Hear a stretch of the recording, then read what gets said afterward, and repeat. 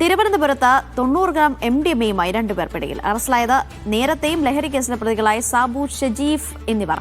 ഡാൻസപ്പ് സംഘമാണ് പ്രതികളെ പിടികൂടിയത്. അക്ഷയ വിവരങ്ങൾ നൽകും. അക്ഷയ, വിശദാംശങ്ങൾ. തിരുവനന്തപുരം ശ്രീകാര്യത്താണ് MDMA-യുമായി ഇവരെ പിടിച്ചത്. 90 ഗ്രാം MDMA ആണ് ഇവരിൽ നിന്ന് കണ്ടെടുത്തത്. ശ്രീകാര്യം വികാസ് നഗർ സ്വദേശിയായിട്ടുള്ള ഷെജീഫ്, കല്ലുവിള സ്വദേശിയായിട്ടുള്ള സാബു എന്നിവരെ സിറ്റി ഡാൻസ് ആപ്പ് സംഘമാണ് പിടികൂടിയത്. ബംഗളൂരുവിൽ നിന്ന് സ്ഥിരമായി രാസലഹരികൾ എത്തിച്ച് വിൽപ്പന നടത്തുന്നതിൽ പ്രധാനിയാണ് ഈ പിടികൂടിയിട്ടുള്ളതിൽ ഒരാളായിട്ടുള്ള ഷെജീഫ് എന്നയാൾ.